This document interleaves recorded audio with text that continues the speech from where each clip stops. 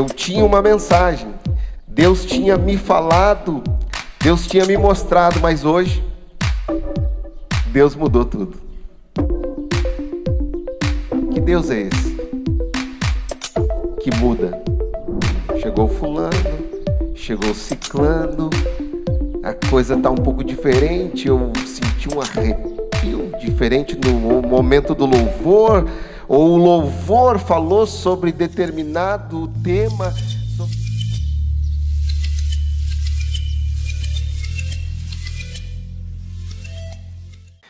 Vocês podem sentar.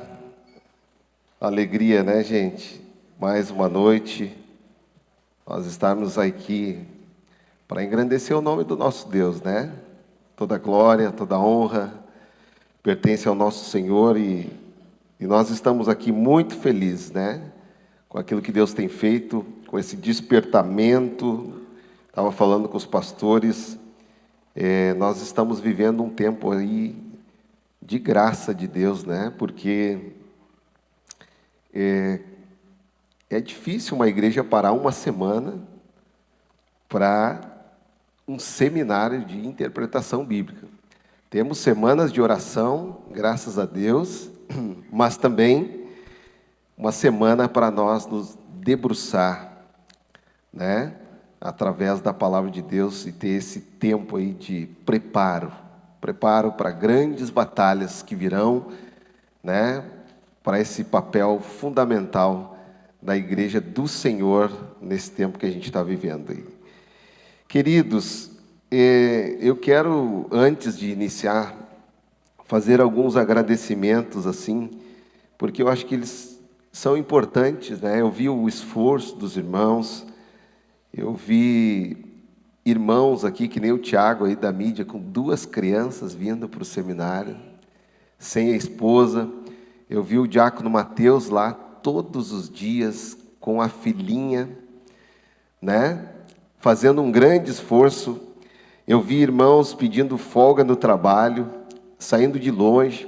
Então eu quero agradecer. Agradeço aos pastores também, né?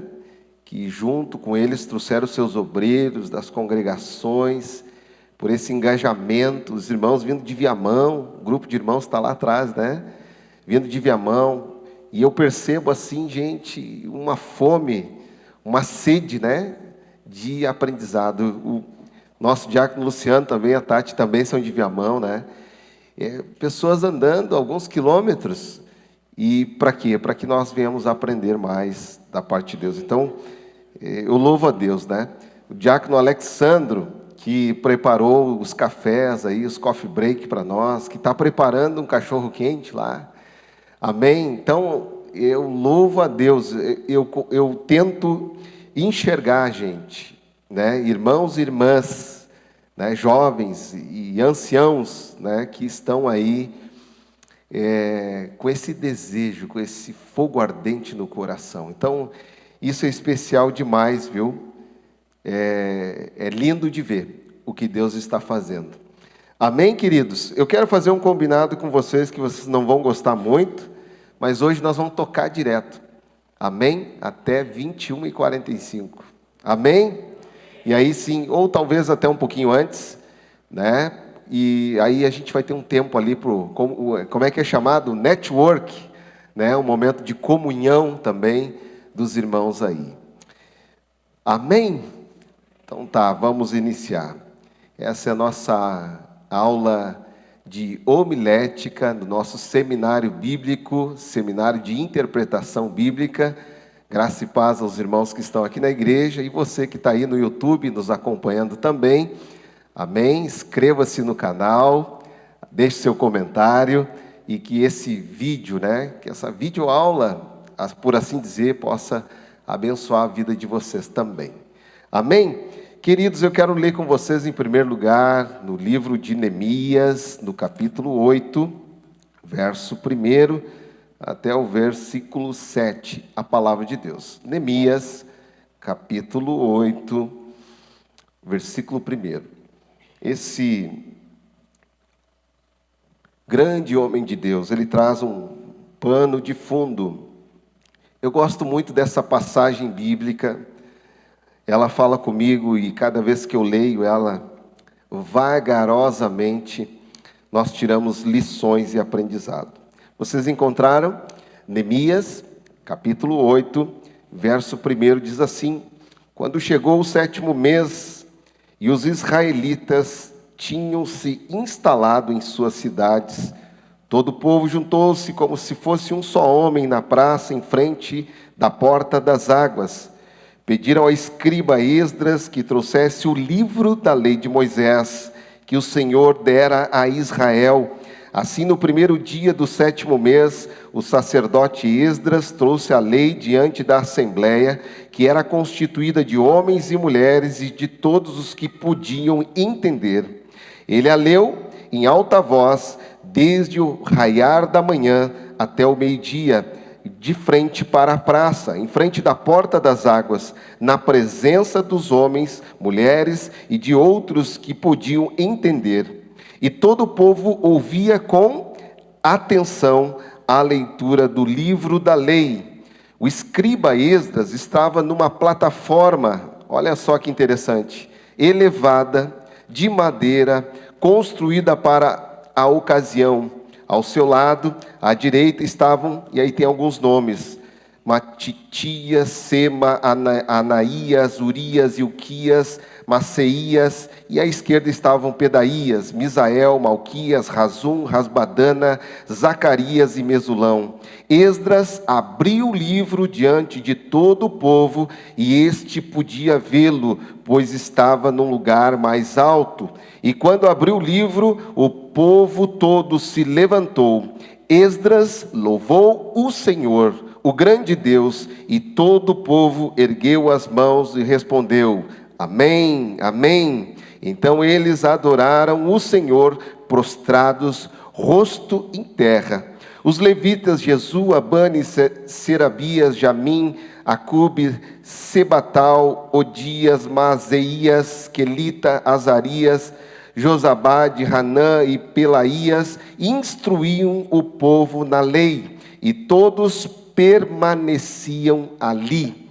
Leram o livro da lei de Deus, preste atenção, interpretando-o e explicando-o, a fim de que o povo entendesse o que estava sendo dito. Amém? Em suma, o que estava acontecendo aqui era uma homilética acurada. Todos entendiam, porque ele lia a lei, explicava a lei por detalhes. E é sobre isso, sobre essa matéria tão relevante, tão importante, queridos, que nós precisamos tratar hoje aqui nessa noite. Nós estamos falando nada mais, nada menos do que a grande vontade do Senhor Jesus. Aonde ele diz lá em Marcos 16:15, vocês conhecem: ide por todo mundo e pregai. Ele foi claro, o verbo é esse verbo de ação: ide e pregai e ensinai. Esse foi o último pedido, amém, do Senhor Jesus para quem? Só para o pastor? Para os diáconos? Não, mas para a igreja que permaneceria após a ascensão de Cristo Jesus. E eu preciso, queridos, aqui destacar algumas questões, muito importantes que eu percebo antes de nós entrarmos de fato no assunto da homilética. Eu preciso embasar aqui, argumentar a importância da homilética. A homilética em si é o preparo do sermão. E não há como um bom pregador, um raso pregador, um médio pregador, ou um pregador iniciante começar a pregar sem um pequeno esboço. Quantos de vocês já ouviram assim, pregadores, até mesmo pastores, no púlpito, diante da igreja dizer o seguinte: eu tinha uma mensagem, Deus tinha me falado, Deus tinha me mostrado, mas hoje Deus mudou tudo. Que Deus é esse que muda? Será que é Deus que mudou? Ou o pregador está despreparado? Que Deus é esse que falou comigo na segunda-feira, muito claro, audivelmente, me deu um esboço, me deu uma palavra, me deu o conteúdo, o tema da mensagem, e agora chega no culto e Deus muda. E o pregador e o pastor têm a capacidade de dizer que foi Deus quem mudou. Nós precisamos pensar sobre isso. Deus é um Deus ordeiro. Deus é um Deus organizado. Deus é um Deus que usa as nossas faculdades mentais. E a homilética, se você está anotando aí, em suma é a organização das ideias. Não do homem, mas da inspiração de Deus. O ar que vem aos pulmões de cima para baixo. Então Deus não muda a mensagem. A mensagem que Deus deu, imaginemos nós, um profeta de Deus. Deus chega diante do profeta e traz uma mensagem clara. Amém? O profeta ouve de Deus e fala para o povo, diferente do sacerdote. O sacerdote ouve do povo e fala para Deus. E aí o profeta chega diante da Assembleia dos Santos e diz: olha, Deus mudou. Eu sinto no meu coração, chegou fulano, chegou ciclano, a coisa está um pouco diferente, eu senti um arrepio diferente no momento do louvor, ou o louvor falou sobre determinado tema, sobre determinado assunto que fala no meu coração e Deus mudou a mensagem. Cuidado, porque nós servimos um Deus ordeiro, organizado. Amém, queridos? Isso não pode acontecer. E eu estou falando para a minha igreja aqui. Amém? Se prepare para entregar o sermão. Outra questão importante que eu percebo e já vi pregadores, pregadoras, pastores, enfim, um diácono, alguém que está ali, como a gente diz, né, escalado, para trazer a mensagem da palavra de Deus. Não olhe para mim. Não olhe para mim porque eu nada tenho para dar, Deus é quem dá tudo, eu não sou nada. Até uma parte está certa. Mas Pedro e João, na Porta Formosa, disseram para aquele homem que pediu esmola: olha para nós. Eu não tenho prata, é verdade. Eu não tenho ouro, mas o que eu tenho eu te dou. Toma o teu leito, levanta e anda. Como que é inadmissível um pregador escalado, ele orou a semana toda, ele jejuou, ele estudou a palavra, sim, eu espero, ele se debruçou a semana toda e chega diante da Assembleia dos Santos, da igreja do Senhor e diz: não olha para mim. Não, querido, você é um instrumento de Deus. Você é o mensageiro do Senhor. O importante é a mensagem, não é o mensageiro, mas se não houver o mensageiro, a mensagem não será transmitida. Amém? Então eu gostaria de pautar pelo menos estas questões aí. A palavra de Deus nos exorta lá em 2 Timóteo 2,15. Todo mundo conhece, amém? Procura apresentar-te como? Aprovado.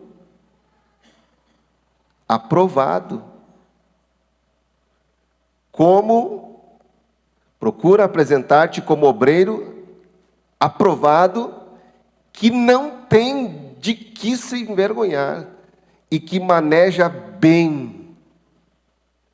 As duas áreas aí, os músicos que estão aí, tem um salmo que diz: tocai bem e com júbilo, com alegria. Para pregar, tem que manejar bem a palavra da verdade. Procura com diligência, procura como todo seminário vem falando desde segunda-feira, bibliologia, panorama da interpretação bíblica, hermenêutica, exegese. Você leu o texto, você fez uma hermenêutica, chegou a entendimento, você fez uma exegese, tirou do texto para fazer aplicações. Procura, escava, te esforça, compra livros, lê comentários, dicionários. Procura apresentar-te aprovado, que não tem de que se envergonhar. A vida lá fora não pode nos envergonhar. Assim eu subentendo também o que Paulo diz a Timóteo, porque muitas vezes quem está falando é mais importante do que o que está falando. Há um ditado chinês que eu lembrei agora que diz o seguinte: aquilo que tu és fala tão alto que eu não consigo ouvir o que tu dizes. Às vezes o camarada tem uma vida, ainda bem que não tem isso aqui, né? Lá fora, com a esposa, com os filhos, com o marido, no trabalho, e está ali pregando, e está ali ensinando, que não tem de se envergonhar, mas que maneja bem a palavra da verdade. Amém? Eu precisava e preciso pautar essas questões aqui. Vocês entenderam? Então vamos lá para a nossa apostila. Vocês vão ter aí a palavra de Deus em 2 Timóteo, capítulo 2, e o versículo 15, que diz: procura reticências, manejar bem a palavra da verdade. Foram as recomendações finais do apóstolo Paulo, seu discípulo, a Timóteo, da qual eu já fiz menção aqui. O comentário do autor, eu fiz esse comentário aqui. Isso significa, em outras palavras, que o evangelho precisa ser pregado com conhecimento. Que mais? Convicção. Que mais? Determinação interior, boa disposição, propriedade verbal e coisas assim. Nesse livro, eu coloquei livro, mas não é um livro. A meu ver, o leitor encontrará todas as recomendações. Querido, voltemos um pouquinho aqui no nosso material, pregado com conhecimento. Eu vou dar alguns exemplos aqui de pregadores sem conhecimento. Quantos já ouviram um pregador, um pastor pregar sobre a parábola das 10 virgens para a igreja? Fazendo aplicações para a igreja. Estuda, leia comentários bíblicos. Pegue o dicionário. As aulas foram fantásticas aqui dos pastores, nos ensinando, nos trazendo ferramentas, nos direcionando para respeitarmos o texto. Ok? Se você, no mínimo, estudar a parábola das 10 virgens, você vai ver que não se aplica à igreja. Não tem como. É para outro período, seja milenista, pré-milenista. Não é nesse tempo que vai acontecer. Algumas parábolas se referem a Israel, outras à igreja, e outras são escatológicas. E eu já vi muito pregador tentando aplicar à igreja. Como eu acho que foi o pastor William, os dois pastores falaram, o pastor Rogério também. Se o texto não for bem estudado, se o texto não for bem escolhido para que tenhamos um bom tema, todo o sermão fica comprometido. E eu fiquei pensando, aonde que esse camarada vai chegar? Está todo comprometido. O texto, não há veracidade. É um desrespeito à autoridade da Escritura Sagrada. Não tem conhecimento. Quantos já ouviram pregadores falar aqui sobre a conversão de Saulo, Atos capítulo 9, e dizer que Deus mudou o nome de Saulo e tornou num Paulo? Até tem um hino, né? Que o autor do hino, no mínimo, não conhece nada de exegese para fazer uma aplicação dela. Sim ou não? Quantos já ouviram que Paulo se tornou num Saulo, sendo que é o mesmo nome, um grego e o outro hebraico? Deus não mudou o nome. É certo que Deus mudou alguns nomes na história da palavra de Deus, da Escritura, mas não nesse caso. Quantos de vocês já ouviram falar um pregador dizer que Paulo caiu do cavalo? A Bíblia não diz isso. Leia Atos 9, ou seja, o apóstolo Paulo, ele conta o seu testemunho pessoal pelo menos 3 vezes só no livro de Atos. Nunca leu Atos. A Bíblia diz que ele viu uma luz e ouviu uma voz, e os que estavam com ele também ouviram, e que ele caiu. Se foi do cavalo, se foi do camelo, se estava a pé, eu não sei. Mas eu não posso afirmar algo que a Bíblia não diz. Quantos de nós já ouvimos falar? Eu estou falando hoje sobre homilética, o preparo do sermão e do pregador, o conhecimento. Quantos já ouviram falar que o Senhor virá buscar a igreja num abrir e fechar de olhos? Leia o texto de 1 Tessalonicenses, de 1 Coríntios, capítulo 5. O que vai acontecer num abrir e fechar de olhos é a transformação do corpo, da ressurreição dos mortos. O restante não se sabe em quanto tempo vai acontecer. São detalhes, pastor, sim, mas é para isso que Deus te trouxe aqui. Amém? Para nós aprendermos. Quantos já ouviram? Eu estou citando algumas coisas aqui importantes. Cuidado, conhecimento se busca. Você pode adquirir. A própria palavra de Deus diz a respeito disso. Ele dá conhecimento e ele dá sabedoria. Sabedoria é uma coisa e conhecimento é outra. Mas nós podemos adquirir conhecimento através de esforço, dedicação. E eu vou falar uma coisa aqui, porque a gente está num seminário, diante da igreja eu não falo. Mas para trazer um sermão, num sábado à noite, às 20 horas, eu me dedico pelo menos 2 horas por dia de estudo da palavra de Deus. 2 horas por dia das minhas manhãs, eu me dedico em oração, leitura, pesquisa, e o Senhor me dá a mensagem, às vezes no próprio domingo ou na segunda-feira. Não muda a mensagem na hora. Aconteça o que acontecer durante a semana, Deus já me deu a mensagem. O Senhor já falou no meu coração. Nós conhecemos as necessidades da igreja e Deus tem falado através disso. Aliás, eu não preciso ficar catando tema para pregar, os temas estão todos na palavra de Deus. Amém? Depois eu vou falar mais sobre temas, mas já que eu toquei nesse assunto, quais os temas que nós temos na palavra de Deus?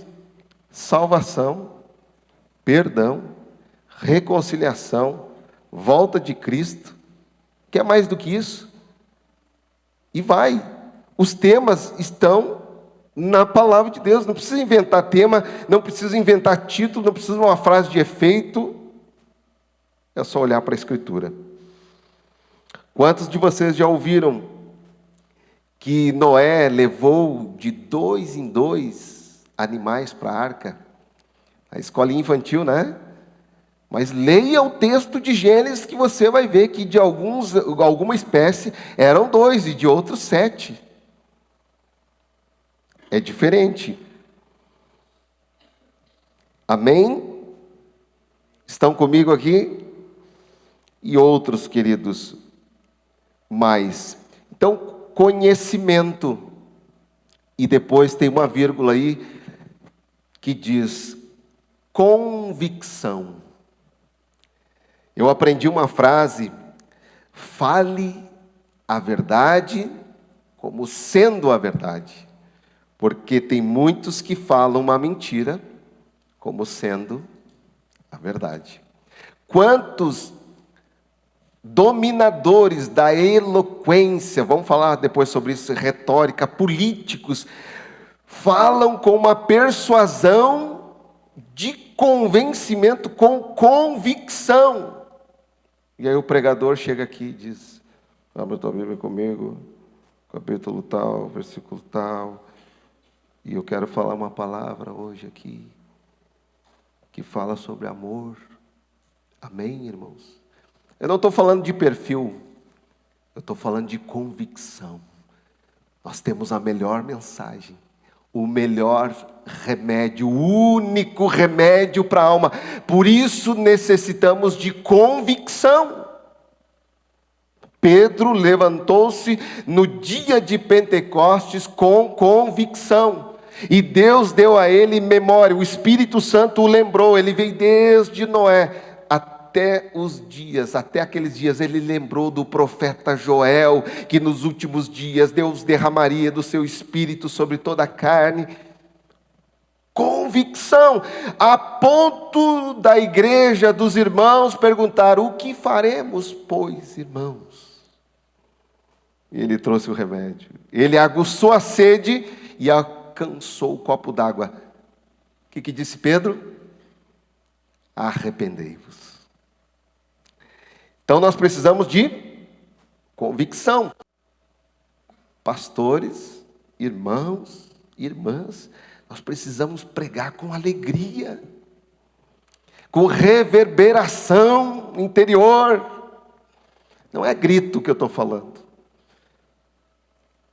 mas com propriedade, a ponto de alguém sentir aquilo que nós estamos sentindo, a ponto de alguém sentir aquela urgência que eu estou sentindo. Senão, ninguém vai acreditar no teu sermão. Se não está bem, diz pastor, hoje eu não estou bem. Porque o pastor tem que estar pronto para todo culto pregar. Aliás, eu acho que todo bom obreiro tem que sair de casa sempre pronto. Eu aprendi isso com meu pai.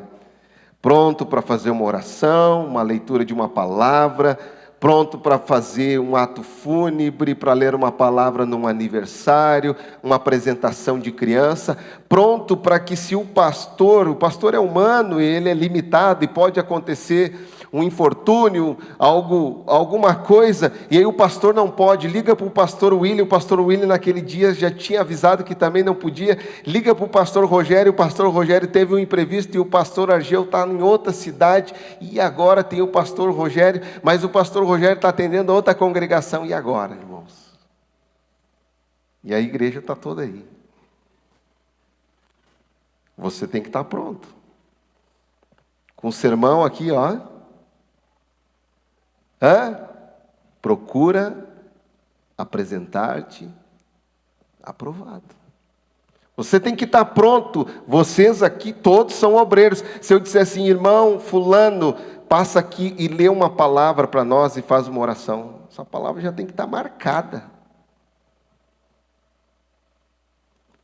Guarda o teu pé quando entrares na casa de Deus. Tem que estar pronto para tudo. Eu mesmo que um pastor, um irmão, um reverendo, seja quem for, estiver escalado naquela noite, eu estou pronto, de prontidão. Se precisar de mim, eu estou pronto. Sempre pronto. Se tiver que sair daqui e pregar mais outro culto, depois desse culto eu estou pronto. Se tiver outro culto na madrugada, eu estou pronto. Se tiver outro no domingo pela manhã, eu estou pronto. Se tiver outro domingo à tarde, eu estou pronto. Se tiver um domingo à noite, eu estou pronto. Sempre pronto. E assim nós temos que ser. Porque eu sou melhor que alguém? Jamais.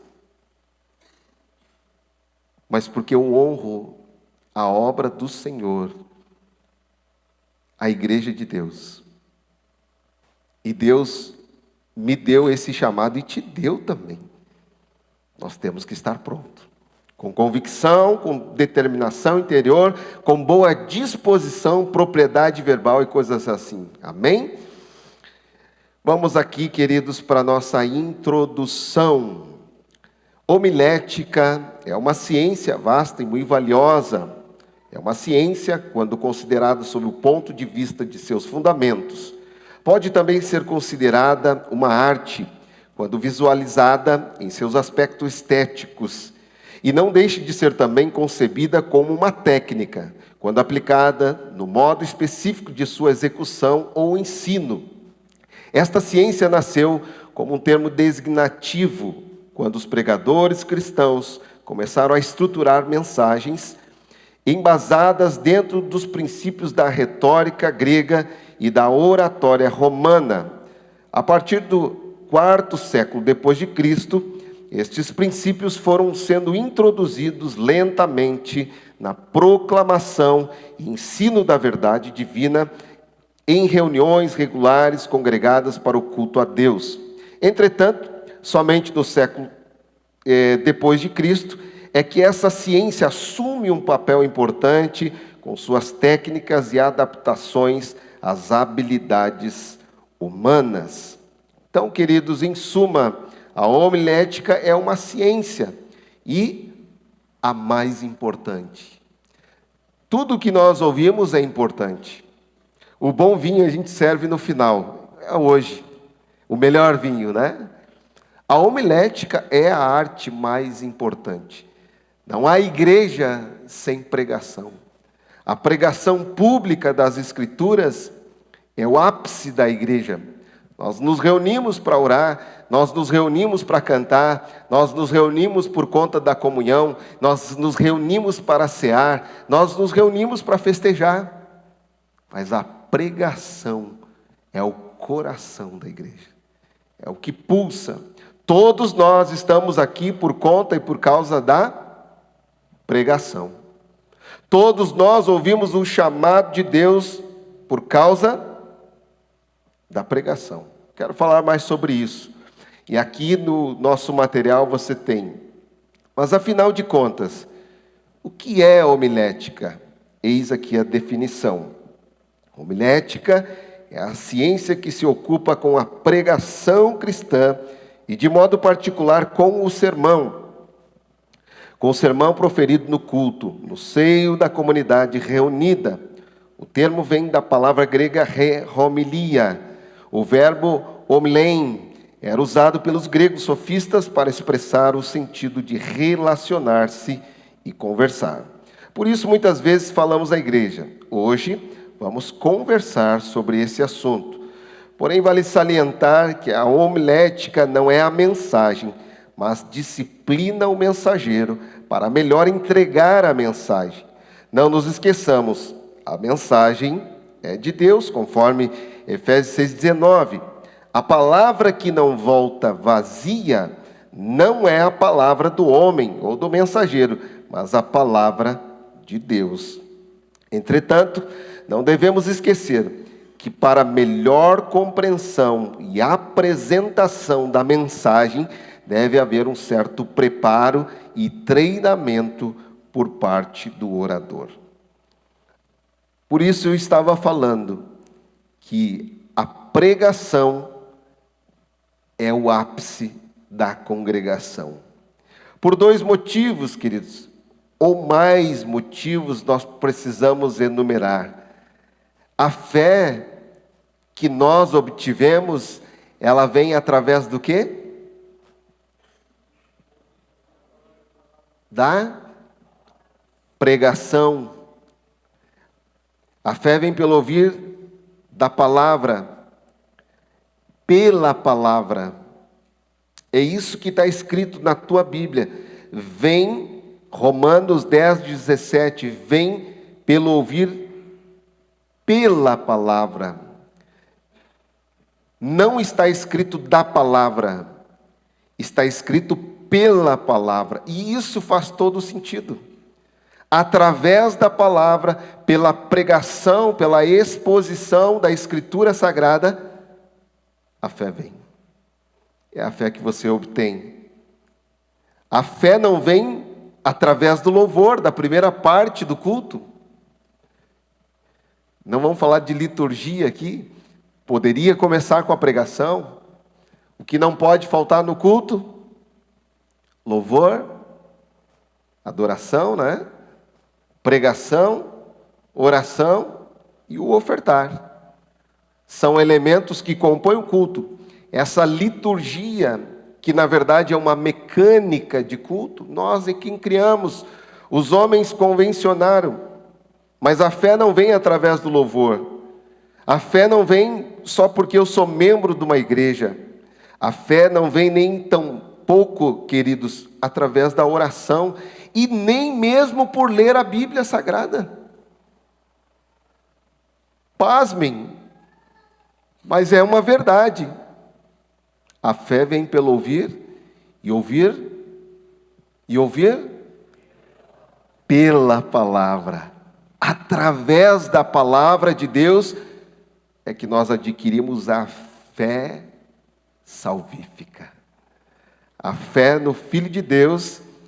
Logo observamos o quão pecadores nós somos, e esta fé que nós adquirimos, somos justificados dos nossos pecados. Aí é outro assunto, né?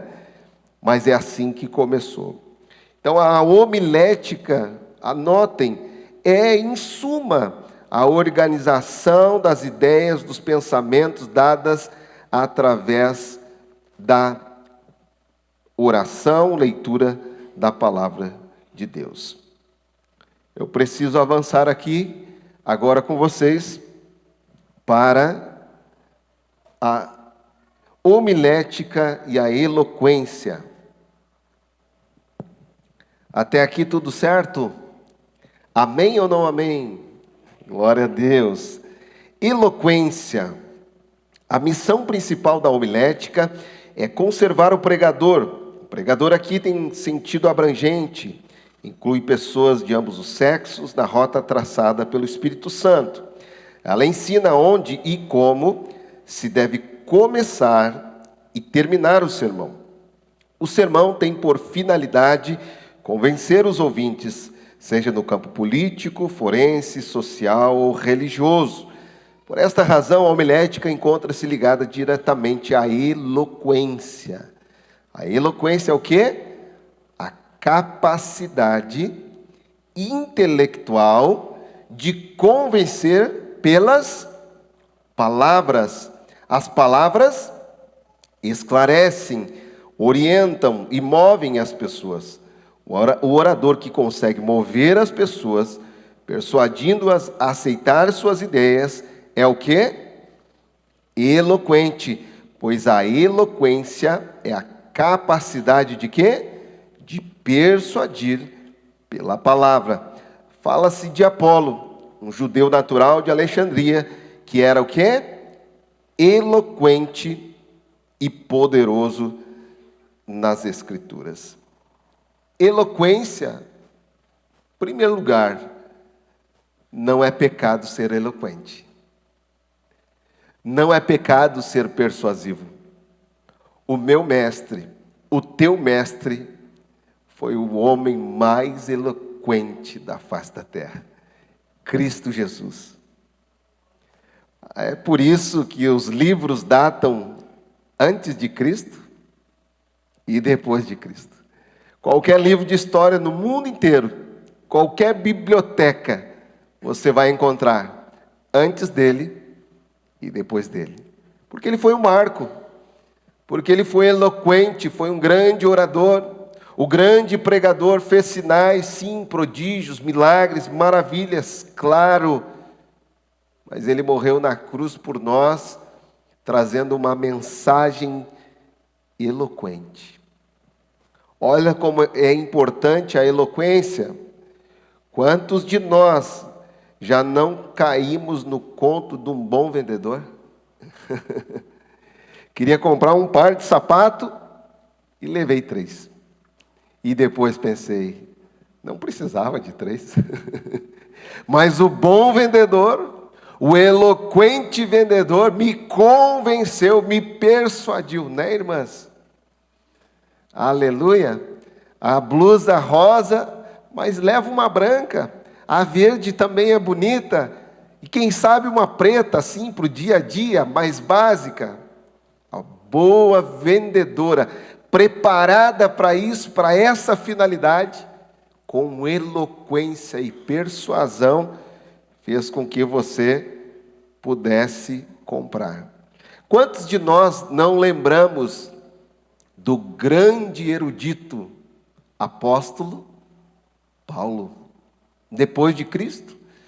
Se não me engano aqui, são 21 epístolas, das quais 13 o apóstolo Paulo escreve. 70% do Novo Testamento, se eu não me engano é isso, me ajudem aí, se não me falha a memória. 70% do Novo Testamento, em um dado momento, ele prega lá em Atos, capítulo 26, e o rei Agripa olha para ele e diz, Paulo, por pouco, ou por muito, por conta da tua eloquência, não me convences. Grandes textos clássicos, lindos textos da Escritura Sagrada, de cartas, foram dadas através da eloquência do apóstolo Paulo. Pasme você ou não, quem já fez teologia sabe, mas Paulo cita poetas. Paulo cita Menandro, Epimênides. Paulo cita Sócrates, Platão, faz referências. E hoje nós temos, não dá tempo aqui, é lógico, não é esse o tema, mas eu traria para vocês inúmeros textos, versículos conhecidíssimos que ele utiliza da literatura grega. Eloquência, persuasão, convicção e preparo para pregar a palavra de Deus. Como eu já falei aqui e repito, não é pecado ser eloquente. Lembra de Jesus? As parábolas, que mente brilhante, deixar vir a mim as criancinhas. Lembram? Usava coisas do cotidiano, da época, o pastor William falou aqui da agricultura, do contexto que eles viviam. Um homem eloquente, um homem inteligente, claro, ele era Deus, mas enquanto homem também se utilizava da eloquência. Eu me atenho um pouco sobre as inspirações de Cristo Jesus. Quem não conhece os capítulos dos achados e perdidos? Quem lembra? A ovelha perdida, a dracma perdida e o filho perdido. Elas estão em sequência. Que inspiração! Que algo espetacular! Irmãos, às vezes eu sorrio de alegria lendo a Escritura. E às vezes eu choro também, emocionado. A ovelha perdida foi achada, a dracma perdida foi encontrada e o filho perdido voltou para a casa do pai. Que homem inspirado, que homem eloquente. Para mim, o capítulo 17 do Evangelho de João, um dos mais lindos capítulos da Escritura Sagrada. Jesus ora por si mesmo, ora pelos seus discípulos e ora pela sua igreja. Eu já derramei lágrimas lendo esse capítulo. Que homem inspirado, que homem eloquente. É que talvez você não se ateu ao texto sagrado, não se prendeu nos detalhes, a meditar, a saborear. Como eu já disse aqui, a Bíblia não foi feita, não foi escrita para ser lida. Já li 10 vezes, já li 20 vezes, já li 50 vezes, correndo, não, mas para ser meditada. O Senhor disse a Josué: medita no livro dessa lei, de dia e de noite. Pensa, leia pausadamente, respeitando os... Ontem o pastor falou aqui um pouquinho, as vírgulas, as exclamações, as perguntas. Essa é a escritura que nós temos hoje. Dá até para perguntar para você, né? Dá para dar um glória a Deus? Meu Deus, eu teria tanta coisa aqui para falar da eloquência de Jesus. Ele traz um dos seus maiores sermãos a apenas um homem. Quem se arrisca aí? Chamado Nicodemos. Um dos maiores sermãos. Traz doutrinas bíblicas de soteriologia, de salvação. Ele traz um dos seus maiores estudos bíblicos a apenas 2 homens no caminho de Emaús. Um chamado Cleopas, o outro a Bíblia não refere o nome. E ele traz ali conteúdo sagrado. Então, queridos, não é pecado buscar esta eloquência, esta persuasão. Eu não estou dizendo que você precisa correr de um lado para o outro do púlpito. Eu não estou dizendo que você precisa de algum elemento, de alguma coisa. Não precisa trazer aqui a mezuzá, não precisa trazer o candelabro, não precisa trazer óleo, não precisa trazer copo com água. Já falamos a semana toda sobre isso.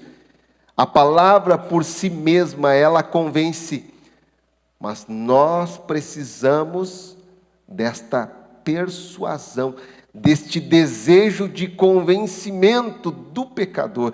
Eu sei que é o Espírito Santo quem convence o homem do pecado, da justiça e do juízo.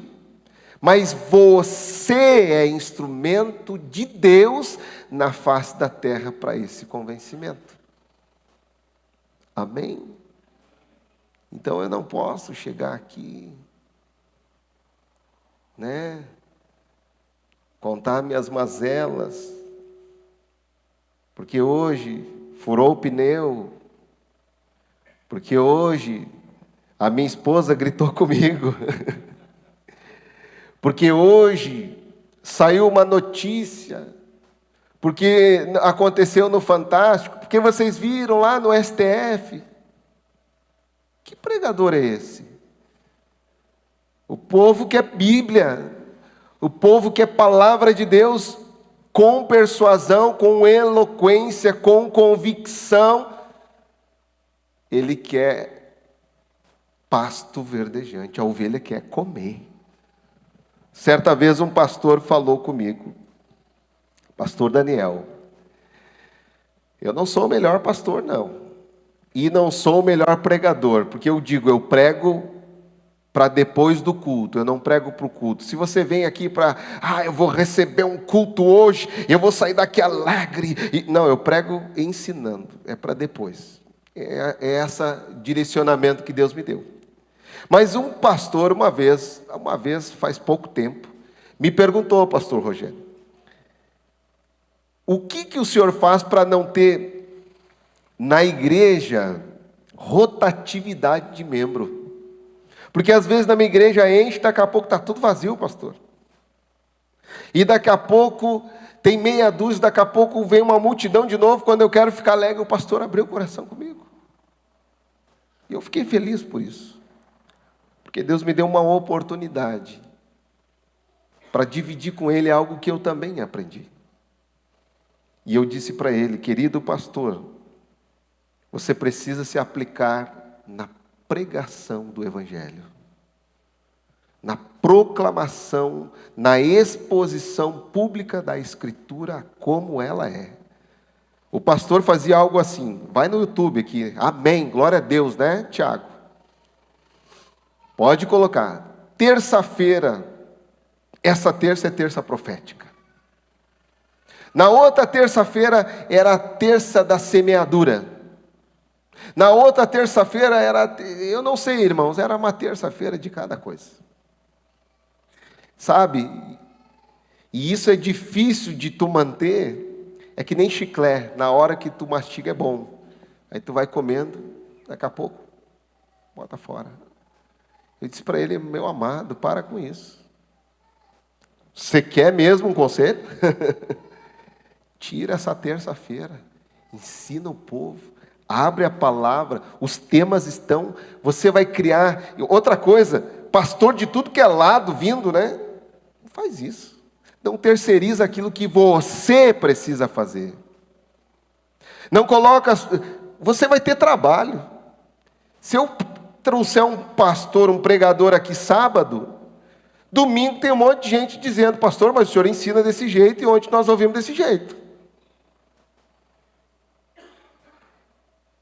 Então, te dedica à pregação, à homilética, ao sermão, ensina com convicção o teu povo, não terceiriza isso, e você vai ter que pasto verdejante. Se a ovelha levantar a cabeça, a culpa não é dela, é porque o pasto está amarelo. E depois que a ovelha levantou a cabeça, já era. O que já aconteceu é a ovelha sair daqui, sair por fora aí. Eu não estou dizendo que é a melhor igreja. De novo, repito. Tem boas igrejas por aí, tem bons pastores, pastores dedicados e comprometidos com a Escritura e com a pregação do Evangelho. Tem. São poucos, pouquíssimos, mas tem. A ovelha foi, ouviu uma palavra e disse, foi ruminar, pastor William, e disse, não caiu bem, não é bem assim que diz a Escritura, não é nem assim como diz meu pastor, meu antigo pastor, não, essa palavra não é desse jeito. Porque ele entendeu, ele compreendeu a veracidade da palavra, porque tem alguém que se aplica ao ensino e à pregação da Escritura. E digo, não é só eu, os pastores do ministério, eu divido o púlpito com os pastores do ministério. Posso dividir com alguém de fora? Claro, mas eu tenho uns 5 só, no máximo que eu dividiria. Por quê? Porque não confio na mensagem. Não confio. Ele não é dedicado. Ele vai trazer heresia. Ele não entendeu a palavra. Ele não se aplica a uma homilética saudável para a igreja. Amém, queridos? Glória a Deus. Como diz o pastor William, né? Pastor é pastor, não adianta, né? Palestrante é outra coisa. Meu Deus do céu. Retórica, vocês têm aí, deixa eu controlar o tempo aqui. Meu Senhor amado. Retórica, noção e definição. O vocábulo retórica do grego, retor, orador, numa assembleia, tem sido interpretado como a arte de falar bem ou a arte de oratória. Isto é, a arte de usar todos os meios e recursos de linguagem com o objetivo de provocar determinado efeito nos ouvintes. Enquanto que a eloquência é o quê? A persuasão. A retórica é a arte de falar bem. Aliás, nós já ensinamos aos nossos filhos que não é problema, mas é problema, que não é R$1.000, é R$1.000, sim ou não? A arte de falar bem, nem se fala aqui no bom português. Imaginemos nós, trazemos toda a nossa família, e no meio da igreja tem advogado, tem juiz, tem médico, tem pessoas que estudaram. O mínimo que se exige é um bom português. Pode ser simples, mas um bom português, com algum número de vocabulário um pouco enriquecido, como nós falamos ontem aqui. Quem não lê, quem pegou, quem anotou, quem não lê, mal fala, mal ouve e mal vê. Na escola, para quem não estava ontem aqui, na escola, depois de ser assilábico, tem alfabetizado. E logo após a alfabetização é interpretação de texto. Texto simples para interpretar, para aprender a ler e interpretar o texto. Foi falado ontem muito na exegese sobre a interpretação, essa lição que nós tiramos desse texto. Hoje nós escrevemos muito, sim ou não? Escreve no WhatsApp. Tomara que ninguém escreva Deus te abençoe com D minúsculo. Já falei sobre isso aqui, nem é o tema. Deus te abençoe com D minúsculo, né? Nome próprio, nome de Deus. Mas nós escrevemos muito e às vezes você recebe uma mensagem que diz: meu Deus, eu corrijo, com amor, mas eu corrijo. Ô irmão, essa palavra aqui, e você tem o corretor ainda, né? Essa palavra aqui é com 2 S. Essa palavra aqui é com SC. Nascer é SC. Mas você percebe que a pessoa lê pouco, porque quem lê escreve bem, memoriza as palavras. Quem lê sabe escrever, e quem lê começa a ter uma gama de vocabulário, de palavras diferentes com seus significados cada vez maior. Bíblia. Às vezes, eu estou falando de retórica. Às vezes você percebe no pregador que ele nem leu o texto. Ele não leu. Sendo que nós deveríamos ter lido pelo menos umas 10 vezes. Ele lê atabalhoadamente. Parece que é a primeira vez que ele está tendo contato com esse texto. Você precisa ler. A retórica é a arte de falar bem, e falar bem começa por ler bastante. Quero pensar uma questão importante sobre a retórica, chamada dicção. O que é dicção? Falar bem as palavras, gesticular. Quer ser um bom pregador, um bom orador? Faz um cursinho. Eu fiz um curso. Dicção e oratória. A oratória tem a ver com a dicção. Às vezes a pronúncia é abafada, é afônica. Faz um curso de rádio. Faz um curso, não caiu de modo rádio. Rádio se fala na primeira pessoa, não no plural. Você, meu amigo ouvinte, que nesta noite me ouve, e não é vocês que estão nessa noite, telespectadores, caiu de moda. Leva o cara para o rádio e ele fala em telespectadores. Não está na TV, pode estar na internet, pode estar no Spotify, pode estar num aplicativo da própria rádio. Faz curso, busca. Dicção, importante na tua empresa, importante para vender teu produto, vendedora, vendedor, importante para comunicação. Imagina eu com eu sei que a minha voz é a voz que nem dizia um irmão, é de taquara rachada, mas vocês entendem o que eu estou falando. Dicção, não use gírias. Tá ligado, irmão? Quantos pregadores usam gírias? Hoje em dia, né? Não podemos. Livro de Êxodo, já viu alguém falar? Abra a tua Bíblia comigo no livro de Êxodo. Eu conheci um pregador que dizia assim, o Espírito Santo. Pregador. Cuidado com a leitura. Na tua Bíblia e na minha tem as palavras vós e vos. E é um pega, não ratão, mas um pega irmão danado.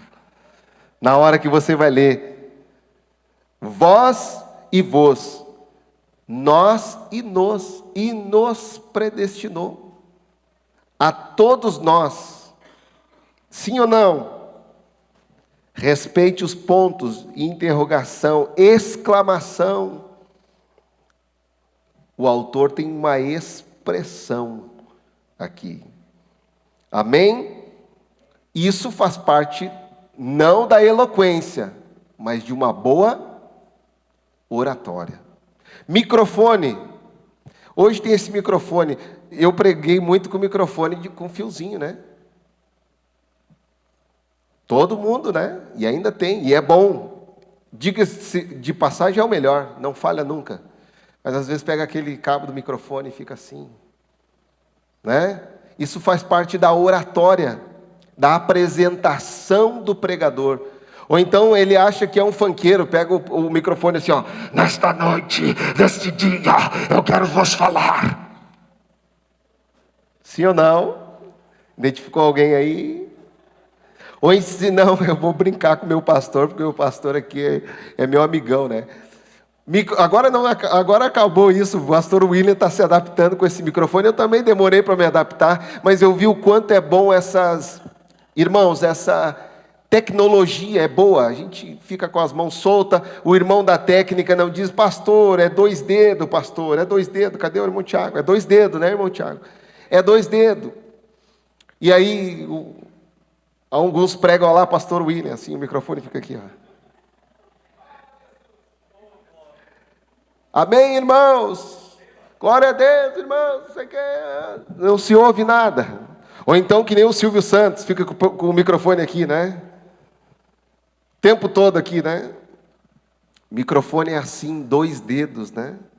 Então hoje a gente tem essa tecnologia, mas isso atrapalha a oratória do pregador, atrapalha, gente. Atrapalha, ele quer ouvir a mensagem e o microfone está aqui. Ou então ele está pregando aqui, ó. O pregador metralhadora. Senhor Jesus, nesta noite vai tocar corações neste lugar. Tu sai surdo da igreja. Ele acha que é funkeiro, pega o microfone assim. E coitado do irmão. Irmãos, eu digo que todo irmão que cuida da mesa do som vai para o céu. Esse vai para o céu. O irmão abençoado que passa trabalho. Esse irmão é convertido. Porque senão... Uma vez eu vi um pregador repreender do púlpito assim o irmão. Largou o microfone brabo porque o irmão tinha abaixado o microfone dele. Eu pensei comigo, mas quem tem que se converter é esse pregador aí, né? Isso faz parte da oratória. Ele tem que saber utilizar o microfone. Instrumento de trabalho. É o único instrumento que ele tem naquele momento para transmitir a mensagem. Ele tem que ter cuidado com esse microfone. Sim ou não? Às vezes na oratória atrapalha isso aqui, ó. O pregador fica o tempo todo assim, ó, com a mão no bolso. Sim ou não? Pregação, tô nem aí. Com a mão no bolso, bem tranquilo, sereno, né? Você está diante de uma plateia, coçando a cabeça, mexendo o nariz. A coisa vai apertar um pouquinho mais. Nós estamos falando de homilética, eloquência, e agora de oratória. Os profetas que pegam um lenço e passam o lenço no nariz, e passam o lenço nos olhos, e passam o lenço na cabeça, e passam o lenço no corpo, e passam o lenço no pescoço, e joga o lenço para cá, e pega o lenço de novo. Meu Deus do céu, aquele lenço. Chega a me dar um negócio no estômago. Meu Deus, ele meteu esse lenço em tudo que é lugar, rapaz. Misericredo. Tem ou não tem, gente? O que ele quer com o lenço ali no púlpito? Ele está ali para transmitir a palavra de Deus, a mensagem. E às vezes quer vender o lenço ainda. E às vezes quer que esse lenço cure as pessoas ainda, atira o lenço. Ou então pega o casaco e atira o casaco. Eu fui uma vez, irmãos, eu cometi esse pecado. Vou confessar para vocês. Vai falando, Jeová. Em Porto Alegre estará Benihim. Faz tempo, tá? 1998, eu não era nem obreiro ainda, estou perdoado. 99 eu fui diácono da igreja. E fui eu, pastor, eu queria ouvir uma palavra, porque o pastor Valete pregava a palavra. Pensa num pregador que pregava sermão textual, depois nós vamos falar sobre isso. Sempre pregou a palavra e começou a brotar desejo do meu coração de pregar ouvindo o meu pastor. Eu tive uma boa escola, graças a Deus. Cheguei lá, tudo que eu ouvi, um monte de coisa, menos palavra. E o cara tirava casaco, e levantava a mão, e caía todo mundo. Eu fiquei olhando, meu Deus do céu. Eu queria uma instrução da palavra. Amém? Não vi nada disso no momento da palavra. Então, queridos, isso que eu estou falando faz parte da homilética, faz parte da retórica, vícios de linguagem. Não pode. O Senhor Jesus, falou, a Nicodemos, e aí, ele, pegou, o pior não é o o pior é o glória a Deus. Porque Jesus, glória a Deus, chegou em Jerusalém, glória a Deus. E aí o diabo, glória a Deus. O diabo, glória a Deus. Ou o diabo, aleluia. O diabo, aleluia, levou o aleluia. O diabo, aleluia, levou o aleluia para o monte, aleluia.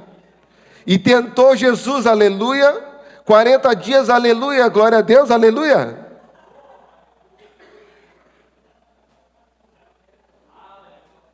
Tem ou não tem, irmãos? O vício do aleluia. O vício do glória a Deus. Ou aquele, pastor Willi? Então. O nosso pastor aqui tem contudo, porém, entretanto.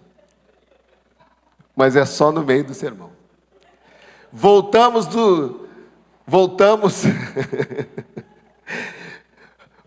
do retiro, os jovens falaram para mim, pastor, o pastor William é o pastor, entretanto. Mas está tudo tranquilo, pastor William? Te amo, pastor. Não é um vício, mas é um estilo, uma maneira. Mas o pior é o vício.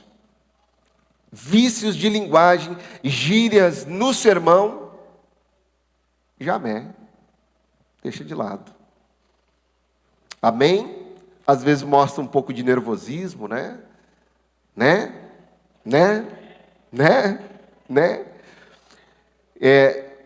Observem no que você escreve e no que você fala, e comece a tirar o porque o não tem sentido nenhum. Outra observação importante, tire do teu vocabulário, vai de encontro. Vai de encontro é isso aqui, ó. E você está tentando explicar alguma coisa que vai no encontro, que vai junto, que vai com o mesmo propósito, e você está dizendo que vai de encontro, o que Jesus está falando. São vícios de linguagem. Nós ouvimos e falamos. Um aspecto importantíssimo, aqui já estou finalizando. Hoje um pouquinho mais, tá? A gente vai passar do horário. Um aspecto importante da pregação, da retórica, entonação da voz. Isso é importante. Quando eu falo sobre amor, os céus proclamam a glória de Deus. O firmamento anuncia a obra das suas mãos. Entonação da voz. Quando eu falo na volta de Jesus, como falou o grande orador Alejandro Bulhon, aceite você ou não, Jesus vai voltar. Esteja você preparado ou não, Jesus vai voltar. Essa é a entonação. Entonação diferente para cada tipo de sermão. Ou então, volta lá no pregador metralhador, aqui do início ao fim. Jesus Cristo, ele fala. E que da história de Josué, fala que nem o pastor falou ontem aqui, né? Ele contou tudo sobre Josué. Uma metralhadora assim, meu Deus do céu. Sai com dor de cabeça da igreja. Entonação.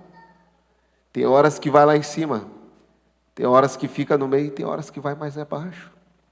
É necessária essa entonação de voz em alguns momentos da mensagem.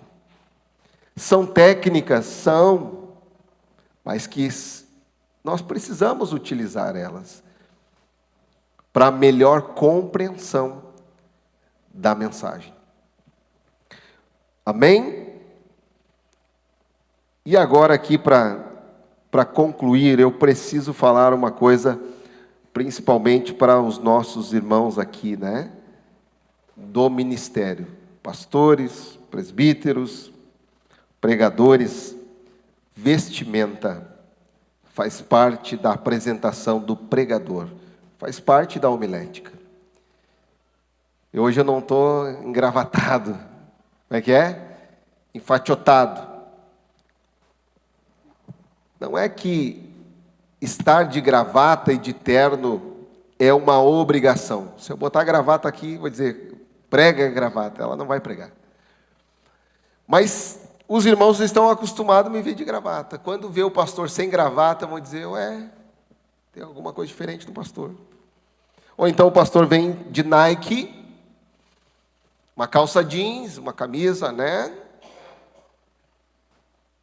E aí, a partir de agora, eu vou dar a minha opinião pessoal. Amém? Parênteses aqui. Eu fiz um curso sobre técnicas de atendimento ao público e de falar em público. E está no nosso consciente, vocês aceitando ou não, que vocês só aceitam o que está sendo falado se o orador estiver de sapato. Não me pergunte por quê, porque o professor não soube explicar. Isso está atrelado a qualquer pessoa no planeta. Os ministros usam sapato, terno e gravata. Sim ou não? De todos os países, com raras exceções. A persuasão está no sapato, não é que esteja no sapato, mas se eu vier de tênis aqui no seu subconsciente, você desacredita do que eu estou falando. Agora eu vou dar minha opinião pessoal. Opinião pessoal.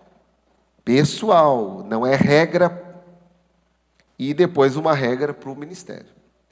A minha opinião pessoal, quando eu vejo um pastor, eu penso que vou ouvir o pastor, e às vezes eu me surpreendo, está lá o pastor, largadão, está na moda, de guides, né?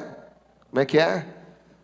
Aquelas camisas xadrez aqui, tá legal, tá bonitão, eu também tenho, um sapatênis, mas para mim, parece que está faltando, eu não estou vendo o pastor ali, você está entendendo? Minha opinião pessoal. E aí o que ele vai falar, para mim, parece que já está comprometido. Parece que já está comprometido. Para mim, opinião pessoal minha. Meio desleixado, meio largado, meio... Ele é pastor, sabe? Às vezes é um culto de ceia, Assembleia dos Santos, a Igreja de Deus. Opinião pessoal minha, me entendam. Eu sei que talvez o pastor aqui está um pouco ultrapassado, pode ser que sim, pode ser que não, mas eu acho que tem coisas que a gente não deve mexer. Porque se eu me apresentar aqui de terno e gravata, qual é a intenção? É fazer com que você não te tire a atenção de nada, que eu esteja de forma discreta, um terno de cor escura, uma gravata simples, não chamativa, porque se eu colocar uma borboleta, todo mundo vai ver, um smoking, sim ou não? Se eu colocar um suspensório, misericórdia, que lindo que eu vou ficar, pastores. Um colete, né? Um sapato branco. Então, me apresento de forma discreta, convencional, normal, usual. Amém ou não amém? Então você vai olhar para mim e eu serei o desprezível. O principal é a mensagem, não é a roupa do pregador. Eu não quero que você saia daqui e diga, você viu a roupa do pastor? Não, mas quando você entrar no carro, você possa dizer, que palavra abençoada, que tema. Deus falou comigo. Seus filhos possam dizer, recebi uma palavra de Deus no meu coração. A roupa, deixa de lado. Então, não é culpa minha, foi convencionado entre os homens no planeta Terra que um homem bem apresentável usa terno e gravata. Simples assim. E ele fica bem em qualquer lugar. Ministro da Justiça, ministro e os ministros de Deus. No ministério, abre aspas, fechou uma ponto, abre outra. Eu peço que os pregadores, os pastores, usem terno e gravata. Para que não aconteça diferente. Eu peço que, se está calor, tira o terno, né? A gente também... Como é que diz? Irmão, pastor, está muito calor. Não, eu tenho o refrigério do Espírito. Não tem. Tira o casaco, camisa e gravata. Se está muito calor, camisa curta e gravata, não tem problema. Ah, pastor, está 50 graus. Aí tira a gravata. Mas prega de camisa. Se for de calça jeans, bota tua calça para dentro, irmão. Fica mais bonitinho. Mais aceito. Pergunta. Como que você se apresenta para uma empresa numa entrevista?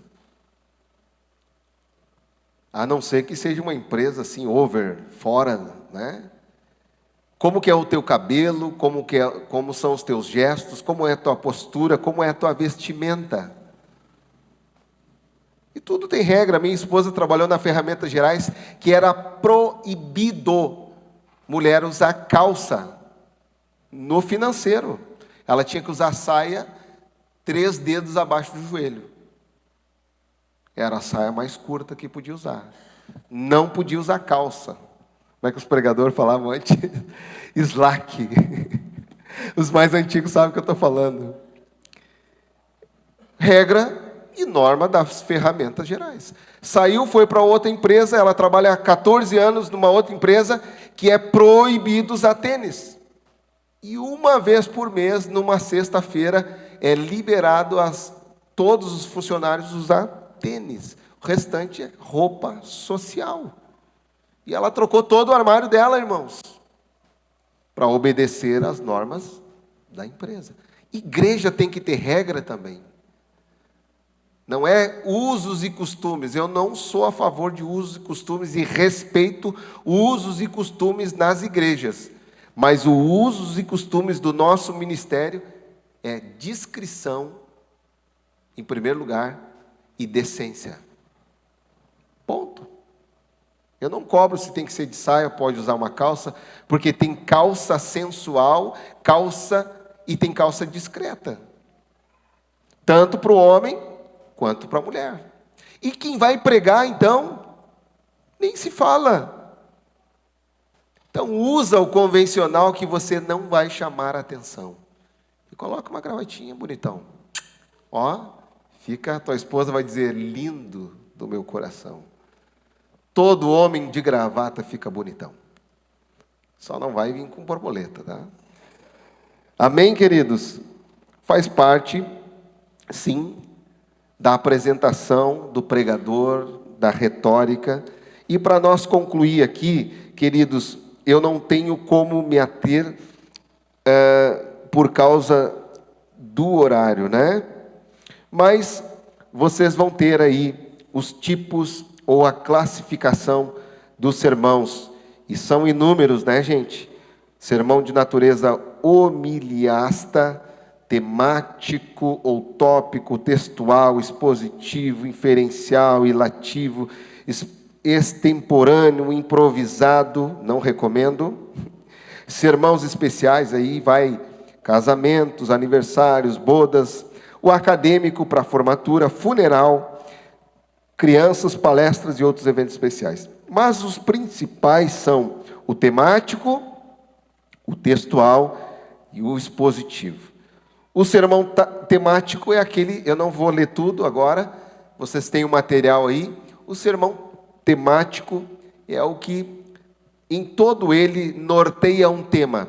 Escute, todo sermão tem um tema, mas o sermão temático, por exemplo, eu vou pregar sobre o amor de Deus. E eu posso trazer uma referência em Gênesis falando do amor de Deus.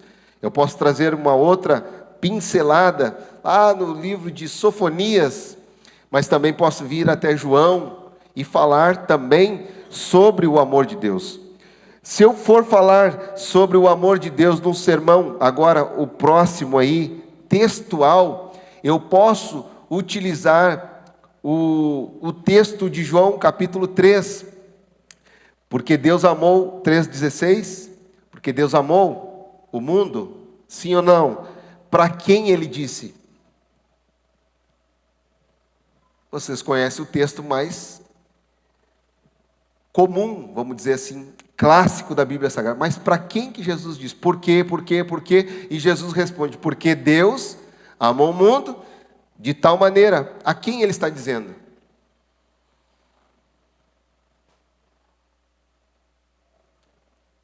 Quem? João capítulo 3. Ele responde a...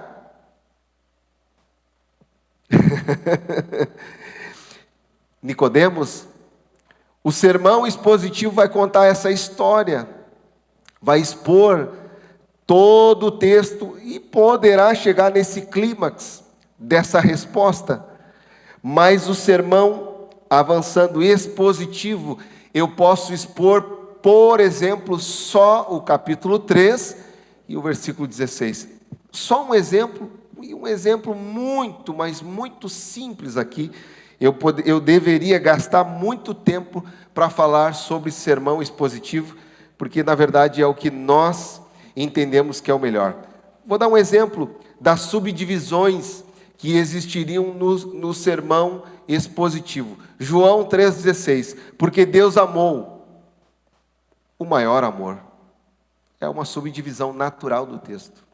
Deus amou com o maior amor. E eu vou começar, irmãos, Deus amou com o maior amor. Aquele te amo que a tua esposa te dá, não é o amor de Deus. O maior amor é o amor de Deus. Porque Deus amou com o maior amor. Porque Deus amou o mundo. Nós amamos os nossos. Deus amou o mundo. Deus amou os homicidas. Entenderam? Deus amou os traficantes. Você não consegue amar um traficante, um homossexual, mas Deus amou todos eles, entregou sua vida por ele.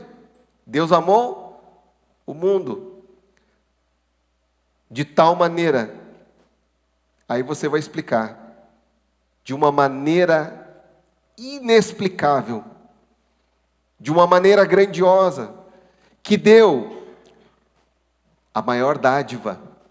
Ninguém, por mais que ame uma pessoa, dá o seu próprio filho. Ele deu. Porque Deus amou o mundo de tal maneira que deu o seu único filho. A maior dádiva, o maior presente. Jesus é o presente do Pai para a igreja. E aí você vai explicar, você vai esmiuçar, o texto vai se subdividir, você vai mastigar. O sermão expositivo é mais difícil, leva mais tempo de preparar, mas é o mais assertivo. Por quê? Porque o pregador vai se ater muito mais ao texto, vai ficar preso ao texto. Vocês têm aí no material, e eu vou resumir. O sermão expositivo parece um pouco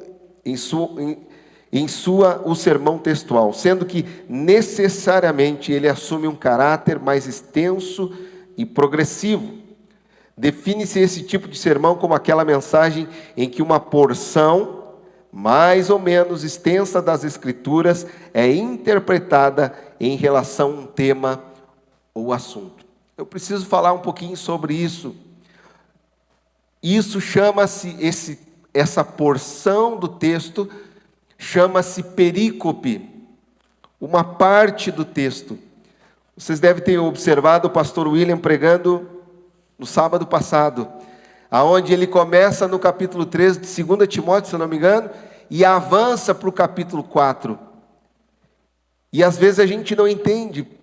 Eu deveria de ter terminado, concluído, mas o assunto não terminou no capítulo 3. A divisão dos capítulos e dos versículos foi a SBB, Sociedade Bíblica do Brasil, quem subdividiu para nós.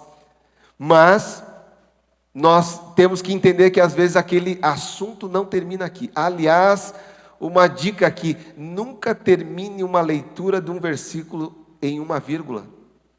O assunto não terminou, a mensagem não acabou, o versículo pode ter terminado, mas você precisa continuar com o assunto.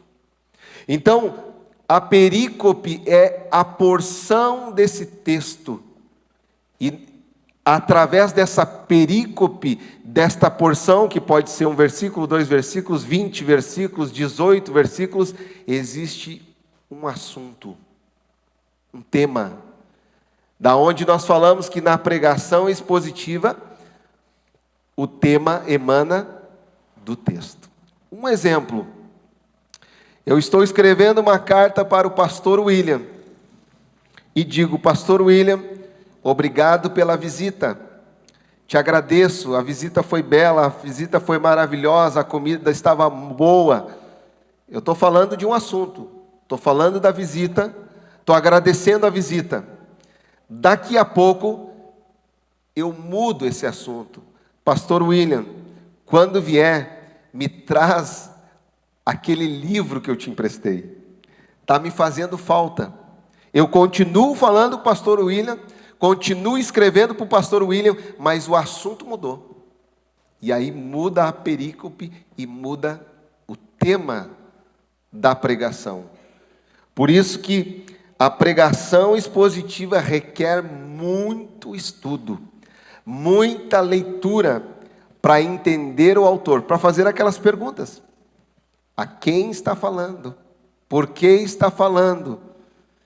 Qual é o destinatário? Qual é a motivação da escrita? E aí nós vamos interpretar de uma forma sadia a pregação expositiva.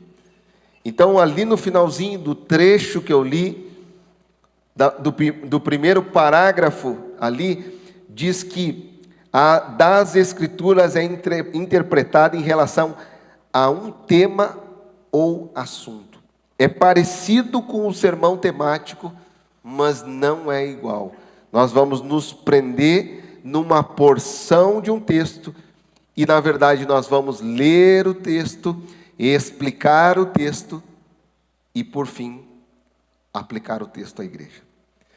Ontem o pastor Rogério falou algo que me chamou a atenção, de quando na conversão o pregador falou a respeito de José, se não me engano, e dominava o conhecimento dele sobre José, era fantástico, trazia detalhes, porém faltou o principal, a aplicação. O que esse texto fala em relação a mim? O que esse texto tem a ver com a igreja? O que esse texto tem a ver com os dias de hoje? E isso é o principal. Em suma, bem resumidamente, O sermão expositivo é ler o texto, explicar o texto lido e aplicar esse texto.